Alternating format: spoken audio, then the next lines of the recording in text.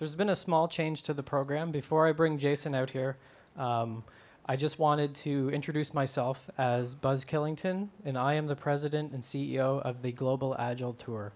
As you're aware, the Agile Tour happens in countries all around the world, and up until this point, we've had some challenges with revenue and satisfaction from people. So we are going to be setting a new strategic direction for the Global Agile Tours that we run in the future. As you can see, we have had declining revenues since 2012. We have had 2% of satisfied attendees at the Global Agile Tours. And we believe that it's time to change formats and move into a new strategic direction. As president of the Global Agile Tour, Inc., I am setting a new mission. As of today, we will rebrand the Agile Tour as the Healthy Tour. We know healthy, happy, engaged workers are the future. And we believe by transforming this conference into a fitness and health conference, we will revolutionize the way that the world works. And this is our new mission.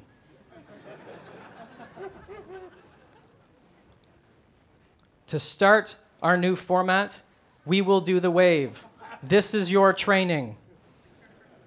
If you have not done the wave, you will stand and fall. As you are falling, the person beside you will rise and then fall. And we will start at this end of the room and work our way this way. We have now made you aware of the change. We've built your desire and knowledge and trained you. We will now execute this change. Let's start the wave.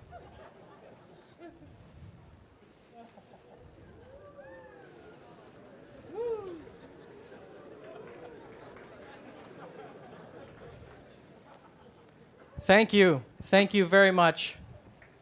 Thank you for listening to me. And now I'd like to turn it over to Jason.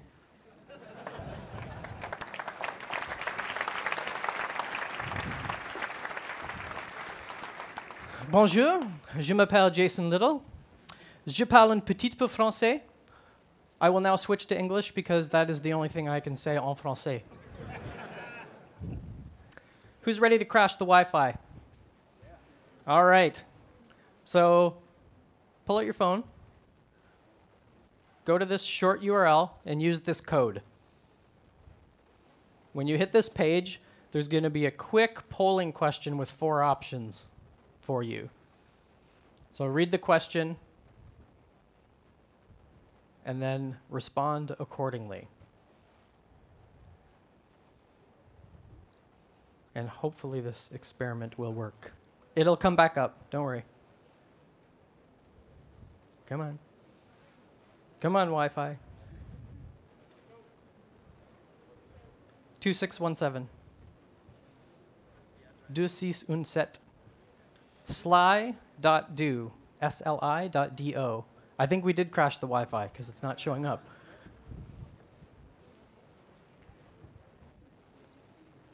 Oh, it's coming through. Come on.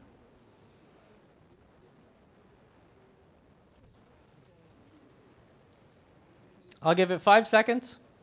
5, 4, 3, 2, 1. All right, we're going to do this the manual way. Who thought that intro? Oh, and there we go. All right, if you can get there, slido.com, there's the code. And there we go. Marvelous. Marvelous. Okay, so we have 5% of the people are resisting change because they thought that was dumb. We've got some people that are kind of on the fence. Well, I'll play along. I'll kind of go along with it. Interesting. And some misunderstanding. Interesting. Wow, 480 votes and still going. That's fantastic. I have a good story about this tool that we can use afterwards as well. So you can continue to vote. The other experiment with Slido, you'll notice there's a questions tab on the page as well. So let's try an experiment with the Q&A. That is going to allow us to ask questions, and you guys can actually vote on them. So if you add a question, you can see questions being added in real time, and you can vote on the ones that you want to have asked at the end of the session. So why start in this kind of crazy way? Well, Benjamin Franklin said that there's 3 types of people in the world. There's the people that do Agile, who be Agile, and those that think big-ass Agile frameworks are a good idea. So he bucketed everyone into 3 buckets, but those weren't really the right buckets. These were the buckets he was talking about. There's those that move, there's those that are movable, and there's those that are immovable. When we started the wave, I picked out a few of the 5% who thought it was dumb who sat there like this. Not budging, no way, you're not getting me to do this. You're lucky because I was going to get you to dance. I thought the wave would be a little simpler in this audience. So those that move, those are the people that are biased towards action. Those are the lone nuts and the crazy people in your organizations running around, taking action and doing stuff. The movables, those are the people that they might not get Agile right away, and they want to kind of wait and see. They want to watch this team do it first. So let's just see if you guys do this and you guys get tossed out the door first, then I'm not going to do it. But they're going to wait. They don't want to hear from the coach, the consultant. They want to see evidence that another team in their organization got this Agile thing to work before they try. And then there's the immovables. Those are the ones that are going to dig their heels in. Those are the ones that think it's dumb. They just might not understand. They might not want to do it. They might have tried Agile in another organization and it didn't work. So they're going to dig their heels in and not try it. And when we often think about transformation, we think everyone's kind of moving at the same rate and intensity when they are adapting to this change, because all of the change models we have are linear based. Create a project, execute it, close it down. Or the famous J curve. There's a change, people will go into chaos, they'll get the idea, and they'll come out the other side. But it's not happening in a linear way that we think. And the dynamics between these different groups is kind of causing some of the challenges that we see today. So movers, I don't know if anybody doesn't know who this is. Anybody play guitar? So did you guys know that tablature was invented because nobody knew how the hell to write music for what he was playing? The market had to invent something new because he was so crazy out there that they couldn't figure out how to transpose his music in typical music notes. So they had to develop tablature, which is a different way for reading and writing guitar music. He destroyed so many amplifiers, experimenting and trying things out. And that's great for him, and that's great for some of us in our organizations who are more biased to action and will try things, but that can be scary for other people. But we need the disruptors, we need the movers to get things going. Then when we move to the movables, they want some evidence, like I said. So they want to see other teams who've tried this first.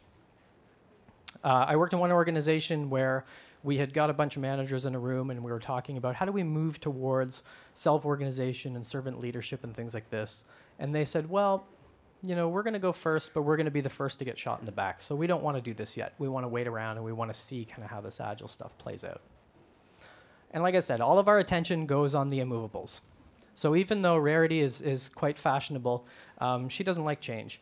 And we put all of our energy into figuring out how can I get those people to change? How many people are going to take away a story or an idea from today to go back into your organization and tell the Rarity, I told you so, this Agile guy said that was right? Anybody? Or would you admit it? Okay, good. So we've got one. Awesome. And the dynamics are interesting. I mean, we all kind of latch on to our own beliefs, and people who believe the Agile mindset is the right thing, that's what our stance is. And there's other people that think Agile's a process, and if we can just get the process right, then everything will fall in line and everything will work well. So the closer your beliefs are to whatever this thing is or whatever this change is, the more likely you're going to take action and you're going to kind of fall into this mover bucket. Do you work with anyone who is trying to bring Agile meetups into your office? Anybody? So those are movers. Those are people that are going to want to try things. They're going to want to build connections, get involved in the community, take some action to get other people interested because it fits in with their beliefs. So great, this Agile stuff is fantastic. And then the people in the middle, fence sitters, sitting kind of either way. So when we did the wave, the people that answered, well, everyone else was doing it, so I might as well come along with it too. Or, I'm going to wait around and see what happens. We kind of got that dynamic when we did the wave as well. And then we had the dynamic of the people who just thought it was dumb. And that's okay. The pattern that I typically see is the movers are the ones that are going to try this stuff first, and they're also going to be the first people who leave the organization. I've seen it with 3 organizations where change teams upright and left within a few months of each other because they try so hard to get this change to happen, and the organization can't keep up with their level of beliefs. They get frustrated and they opt out. And then the people in the pink here, they think it's dumb and they leave and they go somewhere else because they didn't like it in the first place. And as you could call yourself a change agent, whether you're a manager trying to bring in Agile, or you're trying to push it from the top down, or you're trying to do it grassroots with a team, we kind of work in that white space between all these groups. So we kind of have to come from a place of, well, I get this Agile stuff. I'm okay with knowing March sometime next year is when we're targeting this release. I don't know the exact hour, but yeah, we're kind of headed in that direction. And then there's somebody who needs a little bit more certainty than that. And we kind of have to work in the white space to build the bridges between these different groups, because they're all going to be a little bit different. So we tend to think change happens in a linear way, but it happens more in waves, or it happens in a series of movements, in a series of threads that are ongoing in the organization. So when we start a change, we see some progress early. We get a Scrum team going or a Kanban team going, and they release things sooner than they used to, and it worked kind of well. And then we keep going, and we keep going, and then we start to bump up against those organizational boundaries, you know, the funding problems, the performance management, some of these other things, and it's like, oh, crap, this is going to be really hard. And then we kind of fall into the pit of despair and go, uh-oh, we can't do this. This isn't going to work, so we need to do something drastic. So that something drastic is usually they'll fire me as the consultant and then hire another consultancy firm because I was horrible. But there's some intervention that has to happen. Again, because we think we start a change, we plan it, we execute it, we roll it out, we manage resistance, we do all of our measurements and metrics, and we close the project down. It happens if we can start to move away from that linear thinking and more towards how can we leverage how social change actually happens? How do we leverage doing well-timed interventions with the organization to get them unstuck? I don't know about you guys, but the most common pattern I see is time. Does anybody say, I don't have time for this Agile stuff? No, we got to deliver. We can't do this. Yeah, of course. We're here to deliver stuff because the purpose of our company is either something that's purpose-based or it's to make money, and we deliver stuff because of that. And this Agile stuff is just extra noise that we need to deal with. So it makes it a lot harder to take more of a project management and a push-based approach because you can't get people in a training room. You can't get people to practice some of these ideas. So if we start to move away from that and start to think about when are good opportunities to intervene in this organizational system, how about we start to use existing rituals like existing department meetings to do small doses of training instead of trying to add other stuff onto people's plates? So I'm gonna talk about some stories and some ideas that hopefully you guys could start using tomorrow for anybody who's going back to work tomorrow. Anybody ask any questions on Slido yet? Just an interesting experiment to see if it'll work. We've collected about 10 years of data from version 1. Who has seen the version 1 State of Agile survey? Okay, 9 people. Cool. This is the pattern. So I've gone through all of them, which was pretty fun. And over the last 10 years, you'll notice 2009 is missing because they changed the format of the data. They only ranked them from 1 through 10. They didn't actually have percentages. But you can see the reasons why people want Agile's pretty much been the same for the last decade. We want to manage changing priorities. We want to accelerate time to market, enhance quality, align the business and IT, all the same things year in and year out. But what roadblocks are we running into? What problems are we running into when we try to bring Agile in? So here's the last 10 years of the barriers. And they've been exactly the same for the last 10 years. So apparently as a community, we're not getting any brighter because we have the exact same problems that we had 10 years ago. They're the same year over year. Didn't change the culture. Those people resisted change. The 5% who thought doing the wave was dumb are change resistors, and they didn't adopt these practices. But it's been the same, and these aren't Agile problems. These are how we work together as a group of social creatures, which is what humans are. Culture, 1,000 people here, I bet you I'd get 1,000 different answers, what culture is and how do we change it. So if we keep thinking about how to do this in a linear way, I think the only way it would work is once the robots take over and we can program them all to have the exact same Agile mindset, we'll be good, right? But people are all different. And I would take the stance that if we all had the Agile mindset in our organization, we'd be out of business next week. Because we all think exactly the same. We don't have a good counterbalance. You know, can you walk into your CFO's office and say, hey, let's just be more agile with that balance sheet. Let's see how that gets you. So we're kind of running into these other problems that are not Agile related, and we keep trying to use the same techniques over and over again to fix them. But the interesting thing, and we talked about this on the panel, was about change, how it's either successful or it fails. The barriers to Agile. Agile failed because of these reasons. I don't think we can take something as complex as a big organizational transformation and say it worked or it didn't. So again, the last 10 years of version 1 data shows that we are getting some of these benefits. So what's going on? If we're getting some benefits from it, but we're saying our transformations failed, maybe we're looking in the wrong place. I worked in one organization with a marketing group for a year, and we had removed their big heavyweight PowerPoint process to talk about their ideas. We got the marketing teams in a room for a week, big beautiful mind up on the wall, the executives would come down and we'd walk them through our thought process for the week. Once we got to the point where it needed to go into the meat grinder and it needed to go into the governance and funding, yeah, then PowerPoint took over. Huge victory, because it saved these guys probably a couple of days, a week, of putting together the slide deck and practicing the presentation. Huge victory. But overall, as a transformation, was it successful? Who knows? But there's lots of little small pockets of successes, I think, that we ignore as Agile practitioners. Some of you might recognize a few of these models. There's the idea of we start from a current state, we transition, and we reach our future state. Or Kurt Lewin, who's arguably the godfather of change management, has unfreeze, change, refreeze. So we unfreeze or we shake up this organizational system, we change it, and then we freeze it back into place. Very much current state, transition, future state. Or we plan the project, we execute the project is done. And we do that because who's working in a, let's say, medium or larger organization, 1,000 people or more? Somebody's got to pay for the program, right? So we know the status report probably isn't accurate. We know we can't force people along in this change, but because of the way that budgets work, we have to do some of that stuff.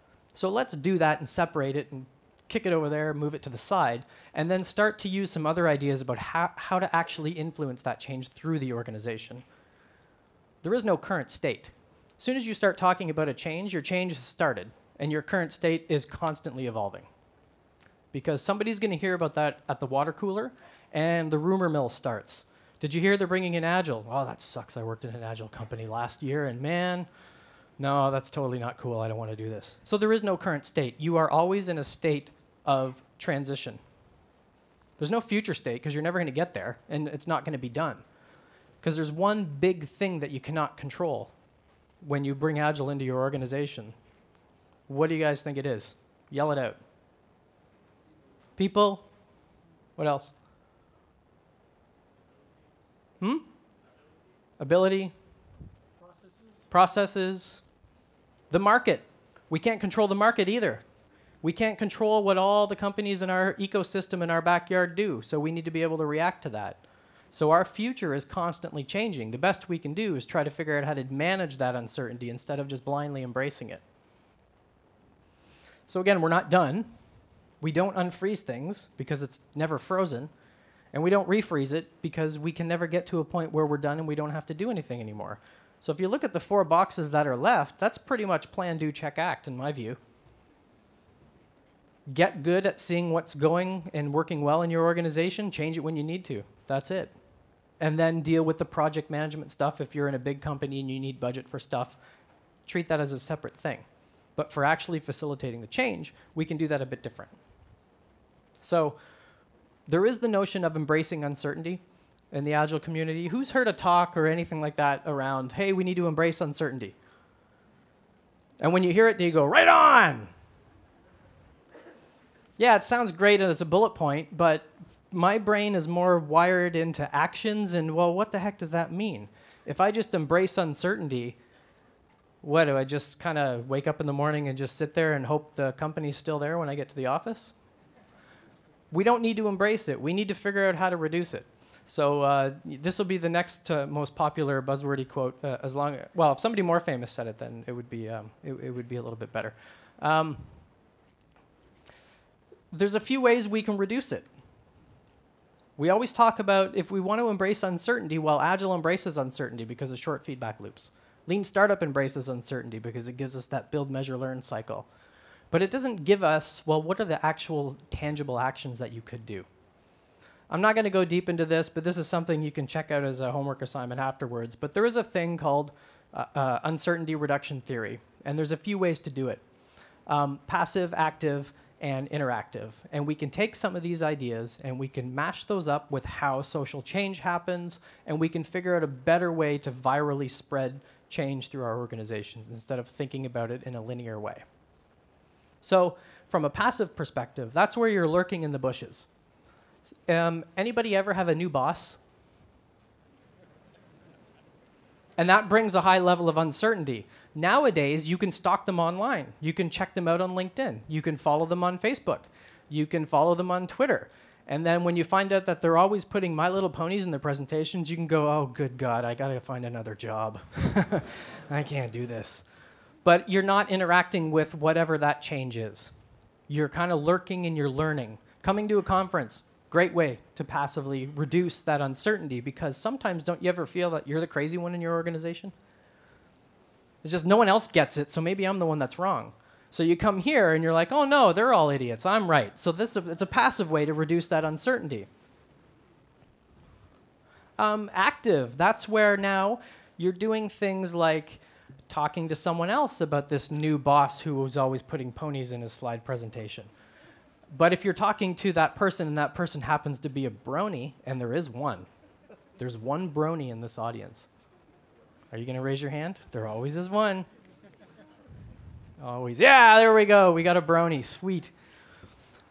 The active way is to not deal with that change directly or that person directly, but to say, hey, what have you heard about this person?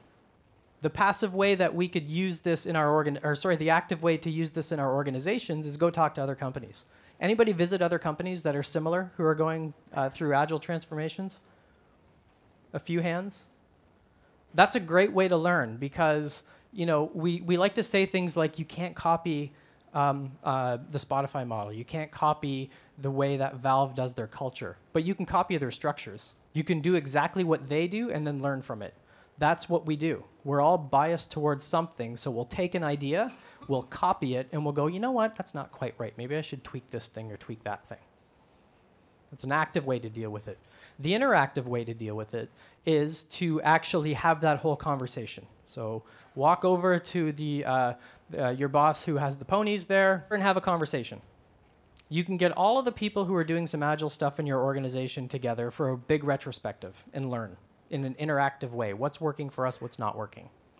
So if you remember the wave of change, the way that this uncertainty gets reduced, it follows that similar pattern of, hey, we're going to start a change, and then it's going to kind of decline a bit, and then we're going to try again, and then it's going to decline a bit, and then it's going to come back up.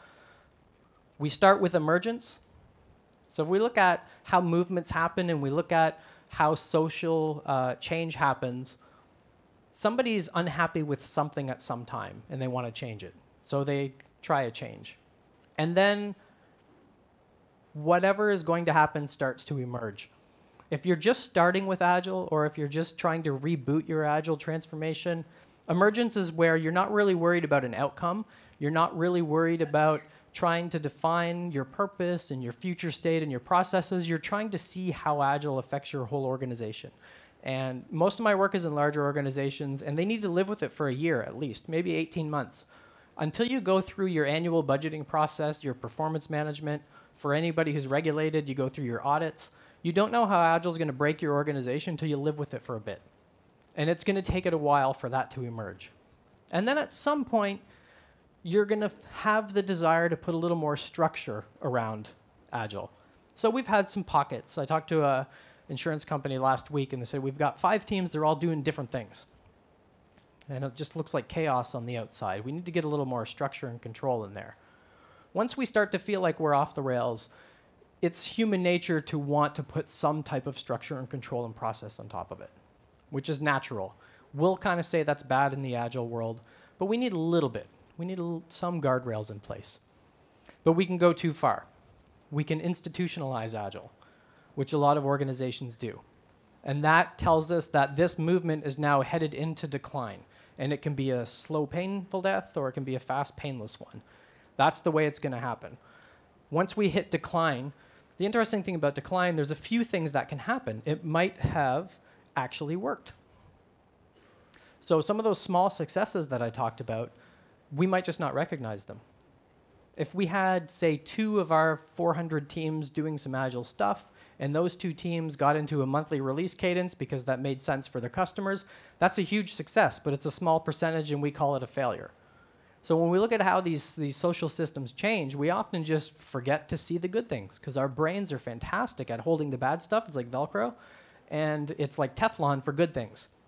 It's always the sky is falling and it's not agile enough for us, but there's little pockets of successes that are going to virally spread. There's outright failure. It just did not work at all for whatever reason.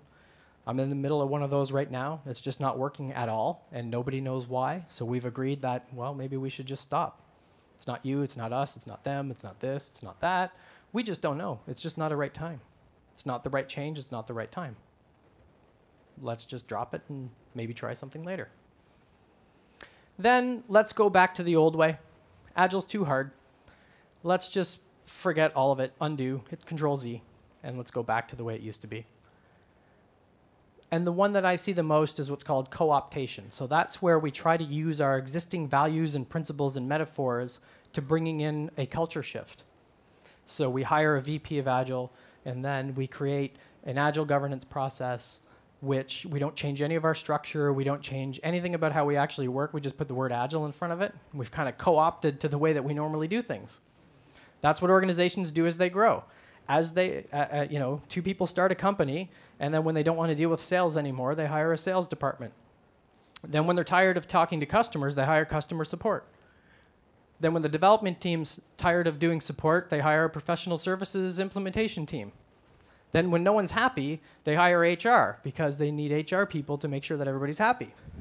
Then nobody will do any of that crap, so they hire a VP of change, and they come in and they try to get all those other people to change. And then that doesn't work, and it's like, oh crap, we need a VP of Agile now. And the VP of Agile comes in and has to change all that stuff. And then that doesn't work. The newest one now is the VP of Innovation. So now we need a VP of Innovation. And it adds, and it adds, and it adds, and it adds. And we're co-opting by using the same metaphors to change our organizations because of the way that we've built our organization that we're trying to change in the first place. So what's the opposite? What are the alternatives? That cycle just keeps on repeating over and over again. But there are some things that we can do. One of them is, well, let's consider organizational change to be like a Plinko game.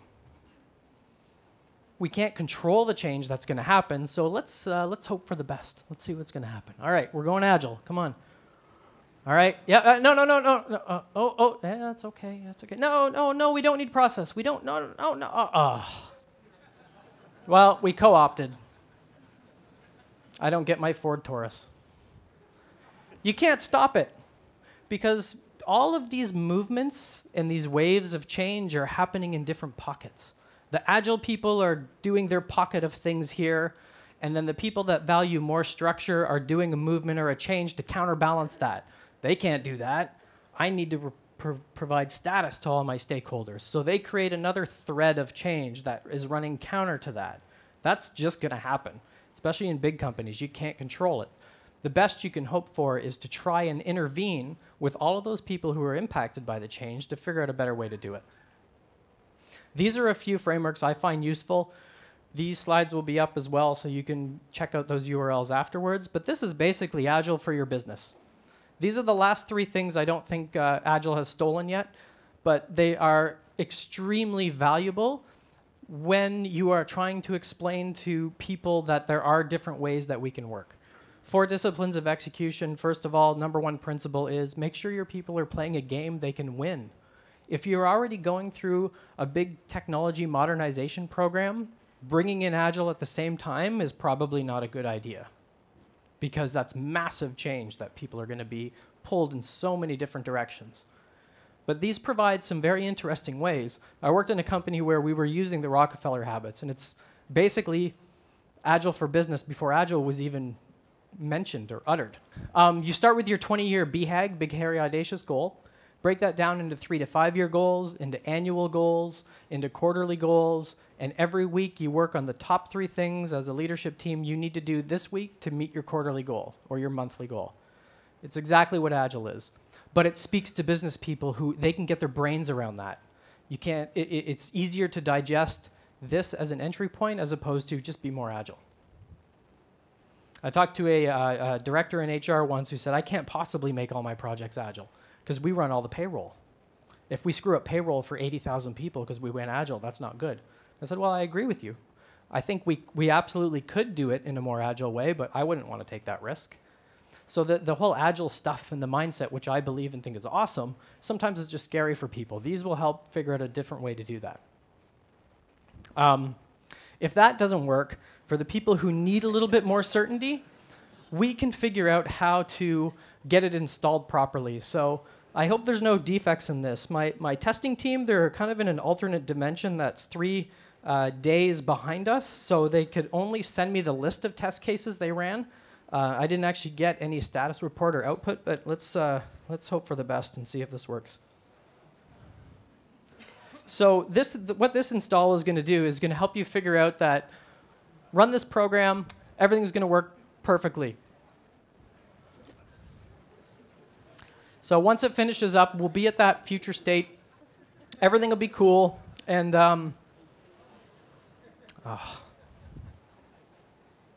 I knew I shouldn't have outsourced to Coruscant. Those robots. Hang on a sec.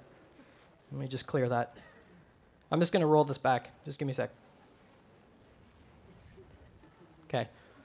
So we're just going to go into repression. Don't worry. We'll be all right. We're going to fall back on the old way. So this Agile stuff was just a little bit too hard. And we'll... Oh, crap. All right, hang on. Hang on. This isn't the time to panic. Okay, here we go. Oh. Ah!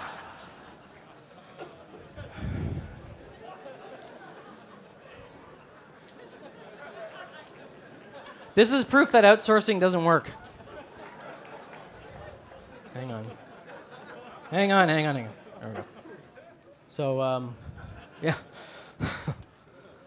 So it doesn't work. We can't just install all the Agiles. I don't have a picture to show here because I just talked to this company a couple of days ago, and it was the one I told you where they said there's 5 teams and they're all kind of doing different things and we don't know what's going on. I said just get all of them in a room every month for the next 3 months. All 5 teams, do a retrospective. It's actually something called the Makito method, I believe. Somebody correct me on Twitter if I'm wrong. Find a problem and fix it. So just get the 5 teams in a room and say, hey, what's working well for us? What's not working? What should we try and change next? Do that for the first quarter and see what happens. So I'll know in January whether or not that worked. That's sort of the minimum viable change process, if you will, that you can try. Another story from another company is we added another layer on top. So instead of trying to plan this whole change, we did a session on what are the 3 things that are most important to you. And we just simply use Google OKRs. So for anyone who's not familiar with Google OKRs, objectives and key results. So you come up with an objective, you come up with some key results, and you should strive to hit 70% of it. If you hit 100% of your results, you're not being aspirational enough, is kind of the idea. So that's all we did. We spent 2 days. I left the objectives out, but created a backlog of things to do. And they review this, put it up on a wall, review it weekly. That's it. At the end of the next quarter, all right, let's look at our objectives. Were they the right ones? This is good enough for them now. They don't need to do anything bigger. They're pretty small as an organization. So add things when you need to add things. When you need to add things, it can be a little bit harder. So this was an intervention with an organization where we had 180 leaders in the room. They were 18 months into a 5-year transformation, and they were not stuck, but it was time to jiggle. It was time to do the intervention. So we did a massive Lego Serious Play session, and we were talking about what do we want our future to look like. So the CEO and the CTO went up on stage and talked about the problems, the 3 things that they wanted to solve. Everybody broke into teams, and we spent a day and a half with the people who were in charge of those systems. I don't mean physical systems, but I mean departments or business strategies, whatever it was. They created the plan. The people who write the plan don't fight the plan. So instead of the change team coming up and saying, here's the plan you guys are going to follow, we facilitated through it. So 17 of us facilitated that. And we ended up with 17 change canvases, just 1 page. If anyone's familiar with Lean or A3, it's 1-page plan, basically. Doesn't have to be that complex. Each of them had their 1-page plan, and we did 60-second lightning talks that we recorded.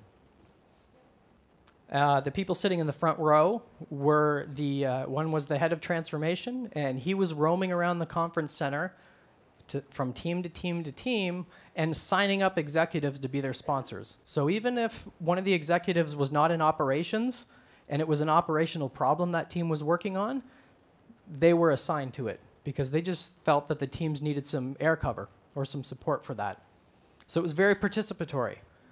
Took a lot of effort. There's no magic with scaling. It just takes a lot of time. That's it. There's no method, framework, or tool that makes it work. It just takes time and effort. The other thing that we did was the same tool that I used. Throughout the day and a half, we got real-time feedback. So after the first quarter of the session, we put this up to say, hey, is this helping? Are you getting a better understanding of why we're here and what it is we're trying to do? We did that 3 times. The second time it went down. Everybody panicked. Uh-oh, it's making things worse. And then at the end of the second day, it went right back up again. It actually went higher than this number. But it allowed us to have good conversations. Finally, to close it off, the head of transformation was very much, he was nervous after day 1 we weren't getting to action because he's very structured and values certainty and needs that plan and needs the actions all set out. So we created the self-accountability box. Do you want to try something yourself? What can you do tomorrow to move towards the stuff that we've talked about here over the last couple of days? If you want to use peer pressure, give it to a coworker. So I'll write down, I want to try this by this date, and I want you to bother me in a week. Or if you don't want that, if you just want self-accountability, write it on the sheet of paper, put it in the box. And I asked the head of transformation, what happens if somebody does an action you don't agree with? What do you think he said? You're fired? He didn't say anything because he didn't know how to answer. And I said, let them do it. If you don't let them walk off the cliff sometimes, they're never going to learn. They're never going to want to try again. And who's an executive in the room? Put your hand up. It's your job to clean up the mess. Sorry, that's the job. You signed on for it. Give your people the rope to experiment and clean up the mess if it doesn't work. But give them feedback. That was the message that we had. And it's not, hey, let's experiment and try things and all this cool stuff we hear in Agile. It's sometimes there's some pretty significant stakes if you're running a global organization, right? So there has to be some sense of courage. And somebody needs to clean up the mess if it doesn't work. So that's what we chose to do. I'm actually going to hang out with these guys in a couple of weeks as our next checkpoint to see what happened. But they said about 28% of the teams did the actions on their canvases, which I think is fantastic. All because we approached it as participatory co-creation together as a group. Another quick story from National Leasing. So this quote, the people who write the plan don't fight the plan. Jill, I talked to her a couple of times, and she said, well, until we used a change canvas kind of as a lightning rod for a conversation, the managers didn't really get that they owned the change. They thought us as the change people were the ones that were supposed to do it. And when we did this participatory collaborative exercise, they realized that they actually owned the outcome of it, and they took ownership of it. They hung all of their change canvases up in the big open area so everybody could see it. And she said the data didn't really change that much, but it allowed us to have conversations in front of the wall. And any good change management practice like ADKAR and Cotter and all these other ones, they talk about reinforcing the change. and constantly reevaluating it. That's what this is based on. Hey, let's have a conversation in front of the canvas on the wall. It also acts as a communication tool because you see something is happening. No one's reading the newsletter you're sending out, no one's going to the SharePoint site, but they see a big visible wall in the lunchroom. So there's really simple, small things and small interventions that you can do. Another organization, they wanted to shift their culture. So here we go again, the culture word. We ended up just saying, well, let's talk about what are some things that you would see if you had the culture you wanted. The little dot in the middle of the whiteboard on the right side picture was basically write down any of the attributes and put them close to that circle. So if you actually want this as your culture and you see evidence today, put it close to that circle. If there's things in your culture you want to see but you don't see them today, put it closer to the outside. So we had this beautiful mind map with a bunch of different teams talking about stuff they wanted, and we chose, how do we amplify the middle? You've probably heard the quote, the culture is influenced by the worst behavior the leader is willing to tolerate. The spin on that from Jürgen Apollo is the culture is influenced by the best behavior the leader is willing to amplify. So we chose to go from the middle out. And by the end of the day, they had 3 actions that they wanted to do over the next 3 months. And that was it, to shift the culture. And we recorded them. So we did lightning talks and had people record, tell me a story you want to tell 3 months from now. And they recorded it, and in 3 months, they're going to sit down as a management team and watch those videos and see if it happened. That's a technique from Remember the Future, which is an innovation game. So if we imagine that future, our brains are going to start to think about how we make that real. It wasn't a method, model, process, tool, whatever. It was a conversation with social creatures, and it was fantastic. There's a lot more stories and examples here around how people are taking a different approach for change. So instead of just thinking we have to plan it and execute it and close it down, let's figure out how we can simplify things. If you're familiar with Shuha Ree from Alistair Coburn, he added another step on a 4th one called Kokoro, which I probably didn't pronounce right, but it's simplify. You get to a point where a lot of these tools and methods and practices are party tricks and distractions, and the real meat is having those conversations. What do I stand to gain from this change? What do other people stand to lose from this change? How can we meet in the middle somewhere? So I have no idea how we're doing for time. I don't know if that lights was, hey, get off the stage. But let's see if the question thingy worked, if anybody asked questions.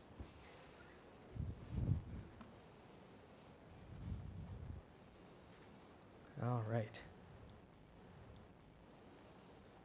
What if the immovables are high-level management? It happens. I saw a fellow named Vikas Narula do a talk. He does network and communication analysis, and it shows you and visualizes how influence works through your organization. So it asks people questions like, how much stress do you think you create in the organization? How much influence do you think you have? How much knowledge do you think you have, etc.? You answer those questions, and then other people answered about you. And the pattern was, if you think you create lots of stress in the organization, you actually create the least amount because you're aware of the impact of what you're doing. And the reverse is true. If you think you have the most knowledge and you create the least stress, it's the opposite. The other interesting part of data was there was really no correlation to needing management support or top-level leadership support. Change Management 101 says, yeah, you need buy-in from the top and you need support. His data says not really. But if they are opposed to it in an active or interactive way, they can kill it faster. So if our perception is that high-level management are the immovables, why is that so? What do they see that you don't? Often it's a misinterpretation of something. Often it can be what you think is important is not important to them. And I believe inviting the conversation is the most important thing, to uncover the reason why. There's always a reason why. There could be, I'm one bad mistake away from being out the door. So I need to show I have control of this system. Maybe that's why they appear to be the immovable. The other thing is if it's very active, resistance, if you want to call it that. I don't believe in change resistance. Then why are you doing the change you're trying to do? And why are they not involved? So I guess the last thing is you can either change your organization or change your organization. There's no way to vote on whether or not those questions were answered, so I'll move on to the next one. So again, there we go. Is there a relationship between age and movability? Yes. Yes with a it depends. And it also depends on market. So I've worked in government public sector where, you know, people are there for 20 years and they just need to hold on for 6 more years to get their pension. Why change? What's the point? Who knows? I think the way kids are growing up today, they only know constant change. So they might be a little more adaptable. I mean, there is data that shows anxiety and depression rates are on the rise with our youth because of the pressure that we put on them to go to the best schools and how the things in their lives are changing constantly, which stresses them out. But they might be a little bit more adaptable. I find that the whole environment has more of an effect than just the single age of the person. But there are definitely patterns. All right. What is the meaning of life? Bronies.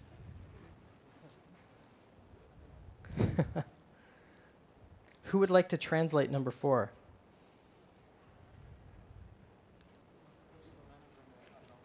What's the place of a manager in Agile? Oh, isn't that the $1 million question? Getting certified as an Agile manager. No. You can edit that out, right? I don't want to get in trouble again. Well, the stock answer is they need to be servant leaders and they need to become the change agents. That's one answer. When I work with organizations, I tend to find the movers who are the managers, who are going to be the people I work through. So I don't work directly with teams or with anybody else. I'll work through the managers because they're the ones that own these systems. And by systems, it could be a physical hardware system. It could be a team or a department or whatever that is. But remember, there's something for managers to gain or lose when Agile's brought in. It's the same with project managers. It's the same with anyone who is, you know, if you look at Scrum, for example, there's 3 roles, and I don't see my title there, so does that mean I'm out of a job? So as a change person, I try to work with those people to help them understand, well, where do you want to take this? I've worked in places where there's been fantastic servant leader managers who just run interference for their teams, and ones that micromanage more. There's a bunch of things you can do. I had a conversation with someone who the teams vote in their manager. And they're kind of coach/player. So 20% of their time they're actively doing with the team, and 80% of the time they're managing the system around the team. So removing obstacles for them. Hiring new people. Trying to decide where the boundaries of decision making are. And it's always different, but they have the team control it. So the team allows, well, it's just not a fit. It's not the manager's a bad manager. It's just not a fit for our work and our team, so let's swap it out. Do you think we could replicate Trump's strategy? Yeah, for sure. Isn't that what people like me as consultants do? We promise stuff we can't deliver? Oh! Bam! Thank you.